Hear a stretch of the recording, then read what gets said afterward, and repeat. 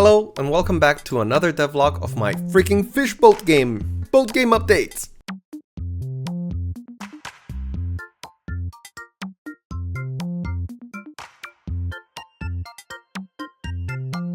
Yes, it's finally happening. This week it's all about fishing. So let's get into it. Last week I focused on bug fixes for the tower, and Tin added a new art asset making it look so much better, almost like a candy cane.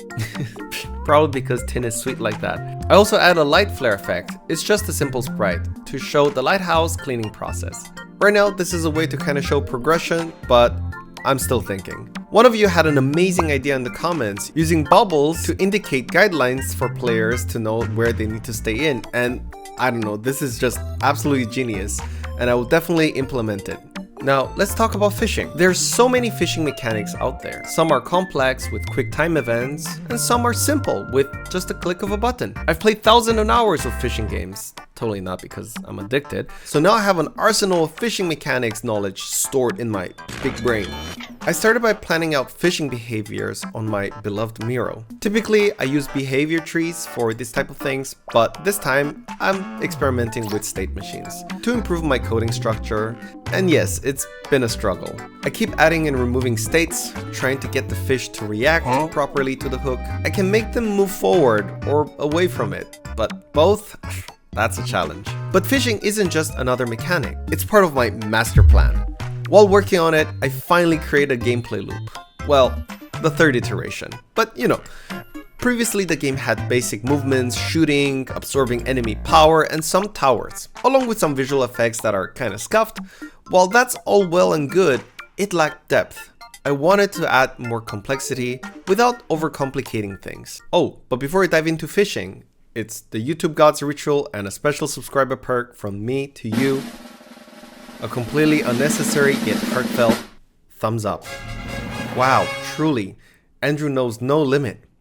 A thumbs up given with no real reason? Such generosity. But that's the kind of thing you can expect from this channel. If you'd like your own unnecessary yet heartfelt thumbs up, consider subscribing.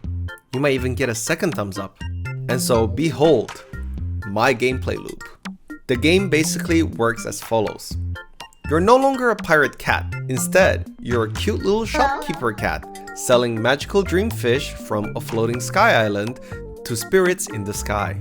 You catch these fishes via, you guessed it, fishing. In return, you receive wishes, which I envision are like star-like solidified dream fragments. And the game has two phases. Day phase, where it's fishing, combat, and explore and cleans the world around you, but in order to do that, you need those so-called wishes. And so in the night phase, you return back to your outpost, opening your shop, selling fish to Dream Village customers in exchange for wishes. But here's my dilemma. I originally wanted the game to revolve around a Japanese soda vendor. And I always wanted these fishes to have a different emotion representing in colors, and so these drinks or potion sodas turn into emotion potions. I don't know. But I know at least the serving of the potions is gonna be a rhythm-based pouring minigame where you mix the right ingredients based on the customer request and you get those wishes in exchange, which you can then use it to cleanse the corrupted nightmare. In this case, we have the tower.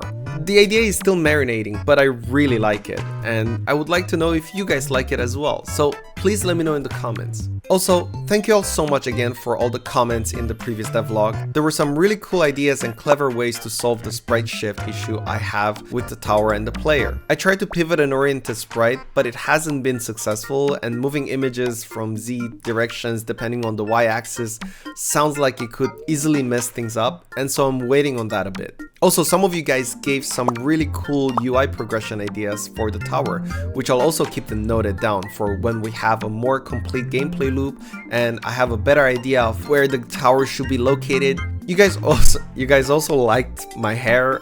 Thank you. It's grown quite a bit and maybe it's time to get another haircut. But you know, in Chinese culture, you can't really get a haircut for a month after the Chinese Lunar Year. And that's because of a weird superstition that we have. And if you cut your hair after Chinese New Year, it means death to your uncle. Just from the mother's side. What? And so I have to wait a month until I can get a haircut because I do have an uncle from my mother's side. Or, you know, I could just blackmail my uncle to cook me more delicious food, you know? But yeah, we'll see. Now, back to the game. I'm really happy with this week's progress. Even after letting the idea marinate, I still love it. So I'm pushing forward. Of course, ideas always evolve when you start implementing them, but that's what makes game development so exciting. Now I think I can finally work on a vertical slice, you know, a small complete section of the gameplay that represents the full experience. I still have some big questions to answer, like should levels be linear or open world?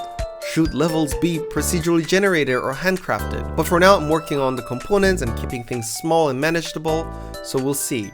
This game takes inspiration from Sea of Stars, Dave the Diver, which has an insane gameplay loop by the way, and Blue Marlin. I've also decided to add scriptable objects for the first time, which is both terrifying and exciting, but I'm 100% sure that they will be useful in creating different fish with unique names, size, and art. Here's some of the stuff that I worked on fishing. Fish now turn towards the hook.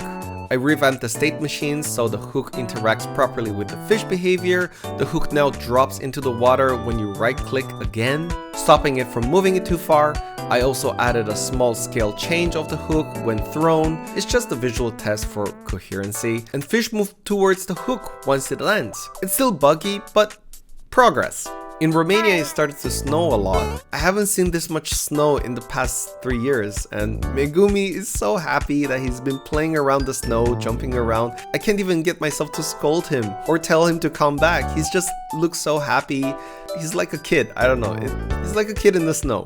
I also went over to my family and got my brother to paint some miniatures as well. I'm currently working on these guys. They are called Plague Marines, and they look all gooey. They're just a bunch of dirty boys. I love the details of these miniatures, and Anna has also started making more silent vlogs on our vacation from 1 to 2 years back. And if you fancy silent vlogs with a cute vibe and aesthetics, as well as seeing my face popping up from time to time, please check her out. I'm actually so proud of her. Her editing skills keep improving, and I especially like the latest video she made, so do check her out. Now, how is it over there for you? Is there a lot of snow? If so, I hope you're dressed well and with a nice cup of coffee or tea or chocolate. The next devlog will be focused more on fishing. I'm so happy with how far I got, and I can't wait to see what's next. Please consider to subscribe if you've enjoyed my devlogs, and for the thumbs up. I hope you have a wonderful day, and it's time to open some Pokemon packs. Look at them. 3 more. We'll see. Alright. 3 more packs. Let's see what we get.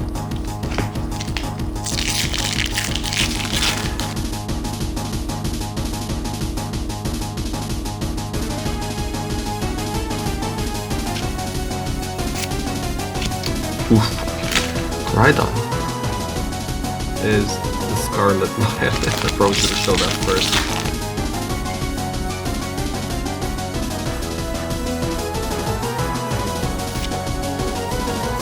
Oh, they're the same.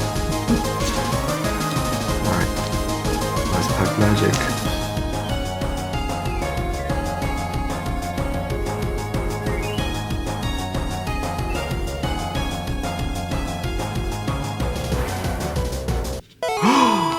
Arcanine EX. So cute. Yeah, that's the hit for this week. Thanks so much for watching. Bye.